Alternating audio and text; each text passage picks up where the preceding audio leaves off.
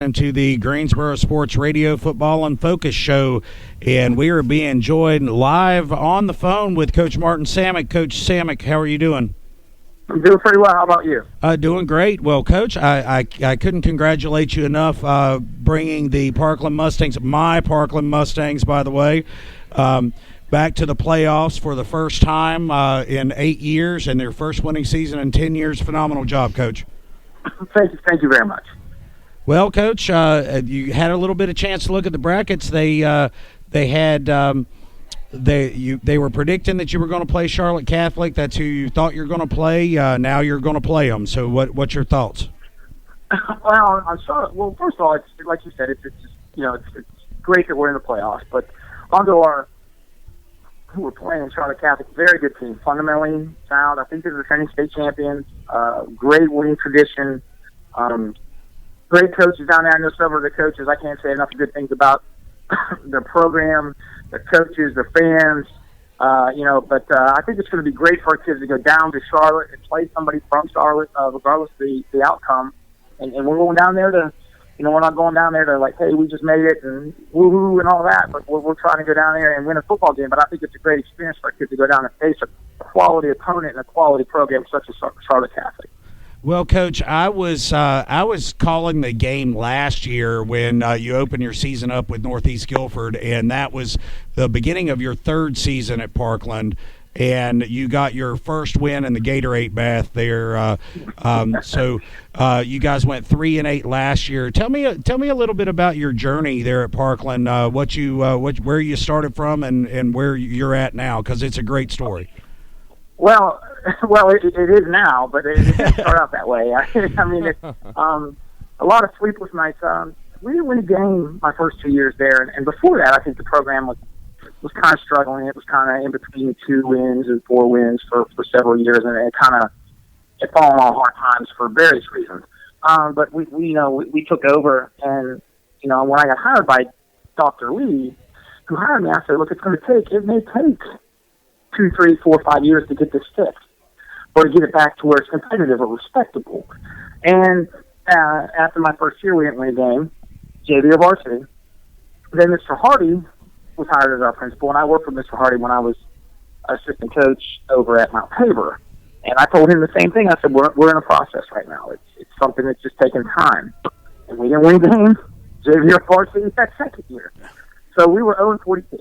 And and Mr. Hardy and the administration was very patient with us and kind of let us build and do things. But, we started winning the off-field battles in the weight room, in the classroom, in the hallways, things like that. And, I continued to pick up, better coaching. I added to my staff as far as quality coaching went. And, last year we won 3 games. And I thought last year was kind of a, 3-8, and a lot of people looked at that like, well, but that was a lot for our team and our kids because they saw that they could be competitive. And this year, just, winning 7 games and qualified for playoffs, it's just like, because all those off-field battles that we were winning actually started coming onto the field, and we started winning on-field battles. And that's kind of where we are right now. Coach, this is Coach Lippert at Northeast Guilford. How are you doing tonight? Good. How are you doing? Man, I'm good. I'm going to chime in right here because it's an important part of the conversation. When you guys beat us the first game this year, one of the things I'll take away from that ball game, after the ball game, you stopped me and you reminded me, hey, it took me a while. And when you inherit a program in the shape that yours was in and also the shape that ours was in, that was instrumental to me to understand that it could be worse. Right. And you reminded me, hey, look, I didn't win a game for the first 44, top or bottom, and that was important for me to understand. And although I didn't like it at the time, we didn't like losing, it was important for me to understand and also to relay to our coaches that, hey, this is a process. It's not an overnight fix. It's not a flash in the pan. It's going to take a little bit. But talk a little bit about how you progressed through that process to get to where you are now at 7-4. And some really tight ball games in a league you play in that's really tough too. Yeah, I think both of our leagues kind of parallel one another as far as the level of competition that's in it. I know you're in a 3A league, but I think very few can argue that your 3 league might not be one of the best 3 leagues conferences in the state. Yeah. And you can look at our league, I would argue that. And then you can argue, what's that? I said I would argue that. Yeah, and you can look at our conference at CPC and say, well, look, from top to bottom, that might not be one of the better 4A conferences in the state. You're exactly right. I had an old hat tell me, what I call old hat are the old gray guys that's coached, that's been in coaching a long time. And I'm actually going to kick this to Tony Norwood at Ragsdale, my first year Grimsley as head football coach. And I said, Coach, I've watched you several years since I moved down here in '98, and you got a great program, and you do great things, and you're a respected coach. And he told me, he says, but believe it or not, early on there was a lot of losing in my coaching career. I actually looked back on Karonda, and I looked, and he was right. He struggled. And Todd Willard's the same way at East Forsyth. I'm real good friends with Todd. It took Todd Willard 4, 5, 6 years to get East Forsyth to where it is. I mean, there was a time where East Forsyth might have been arguably the worst team in the area. And he told me the same thing. It's just going to take time. And I think what's happened is, with the NFL, how they are with professional coaching, not just NFL, but any professional coaching, that's trickled down to the high school or the college level, to where if you don't have a quick turnaround, and then I think that's starting to trickle down to the high school level, where you have some administrators, athletic directors that have that quick trigger. Well, we're not winning as much as maybe as they think you should, or what the fans think they should, or whatever. And they'll pull the plug too soon. Yeah. Whereas I think in years gone by, where allows your Norwoods and even Willard is they had people who were patient with them and gave them time. That's right. And I think that right there, just that's what we're missing in this time and age. And as long as you have that, if you're lucky enough to have it, I think you can become successful. Yeah. So that's kind of like. And you know as good as I do. It's a what have you done for me lately society, and to find the right people to give you time. Yeah, you're right. And it's just, unfortunately, that's not good for the kids. It's not good for the profession. Everybody, I mean, I'm sure, Coach Whitford, you can go to one of your games and you probably have 375 coaches back there that can do a better job than you. Oh, absolutely. Absolutely. Just ask them, they'll tell you. Absolutely. Unfortunately, that's 40 at practice on Monday. Yeah, that's exactly right. So pass out applications, might as well. That's right. Well, Coach Samek, once again, you're listening to Greensboro Sports Radio, and this is our Football in Focus playoff bracket special. And we are being joined on the phone with Coach Martin Samek from Parkland High School over in Winston-Salem, and also got Jason Lippard, coach from Northeast Guilford, joining us. And Coach Samek, when you're looking at that bracket, you're down there in that same on the west side where Dudley is, and then you've got Mount Tabor. You're able to pull it off against Charlotte Catholic. You'll probably have to go against Mount Tabor. You know a lot about that team. Yeah, very, very well coached, very athletic. Defense plays out of sight. Now, Mount Tabor does play Porter Ridge, who's vastly improved. They're a vastly improved team themselves. And they've kind of turned it around. Once proud program that kind of struggled there a little bit. If you look at the small 4A, I would venture to say the small 4A West, it might be as difficult as the big 4A West. Yeah, I mean, I couldn't agree with you more, Coach. Yeah. East Forsyth, Dudley, Davie County, Mount Tabor, Charlotte Catholic. I mean, just thank God that Scotland County isn't in there with us. I mean, you still got North Davidson. It's, Watonga plays good football. Southwest Guilford, Glen, who's kind of come on strong. Yeah. There is no. That's a who's who. That's a who's who bracket.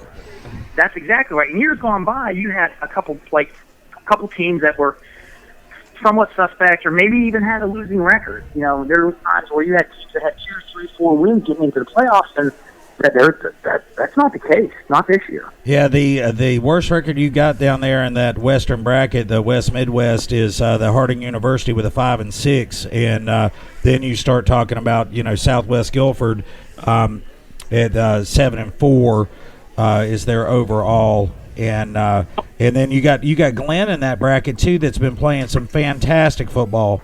Lights out football they've been playing. Yeah. So I mean, but then you go up to that top side, to the east side, and you got just your guys that you know over and over again. Scotland County getting the 1 seed in the Mid East, 71st in there doing their thing. Hillside, kind of person jumping in, having a really good season this year in the Mid East. They got the 7 seed, and they're going to be playing J.H. Rose.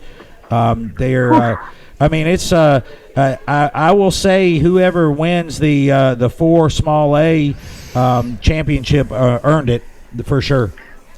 Yeah, and every once in a while you have years where the small 4A is just as good as the big 4A, because all we talk about is Charlotte Mecklenburg schools coming out, these big 4A schools, and they are very good. But I'll take the top 8 teams in small 4A and put them in that bracket, and they're in the mix. They're in the mix to win it. I really do believe that Scotland County, Dudley, and East Forsyth, Davie County, which Davie County already beat Page, who's one of the big dogs in big 4A. You could put them in that bracket, and they'd be major players in that. So yeah, it's pretty tough. That's exactly right, Coach. It's been a pleasure talking to you, Coach Samek, and good luck as you're going into the playoffs. And is there anything that you want to say out there, to your fans and to your administration about the job you've done? I just want to tell them to the fans, everybody. Well, first of all, thanks for having me on the show. Oh, you're quite welcome. I just want to thank the fans for sticking with us and the administration for sticking with us, for thick and thin, and we're just going to keep going forward. Coach Lippert here. Good luck in the playoffs. What a fantastic job you've done. Thank you for the words you gave to me, and good luck in the future, man. Well, Coach Lippert, you and I, I'm sure, will meet up sometime soon. We'll get together, all right? Absolutely. Yes, sir. Okay. Thanks a lot, Coach Samek, and we'll talk to you soon. Good luck in the playoffs, and I'll be rooting on my Parkland Mustangs. I've been on the bandwagon since week 1. And say after I saw you guys play, I'm a big fan of Roseboro. What a great ball player he is. Oh, thank you. Yeah. All right, Coach. Much. We will talk to you soon, and we're going to be joined with Coach Earl Bates shortly. We might have some surprises. I see some coaches popping in and wandering around, and who knows? I might bring in some special guests here. So we will be. We will take a brief break, and we'll be back once again. You're listening to Greensboro Sports Radio, Football in Focus Playoff Bracket Special, and we are here live at Karonda Sports Bar in Greensboro, North Carolina, 2036 Rincon Mill Road. And if you're out and about and want to come by and say hello to us, feel free to. Wyatt, you have anything to add after talking to Coach Samek? I just think that what he said about the small A and the double A in the 4A brackets is what I was thinking completely. I mean, you see all those big names in the small A and the 4A bracket is going to be very difficult compared to the double A. I mean, you could easily put any of those teams in the double A and they would compete. Like you said, Page's only loss is to Davie County, so and that was the first game of the season, right? Yeah. So, I think there will be a lot of good games in the single A and the 4A bracket. So, there's going to be some great games. If you like football, right. You can check out any of those. They're going to be awesome, and we got a lot of great teams in our area that are going to be playing and having some home games here. So we're going to pause a brief moment for our sponsors, and we'll be back. This is Kris Walser here with Wyatt Smith, and we are at Karonda Sports Bar, 2036 Rincon Mill Road in Greensboro.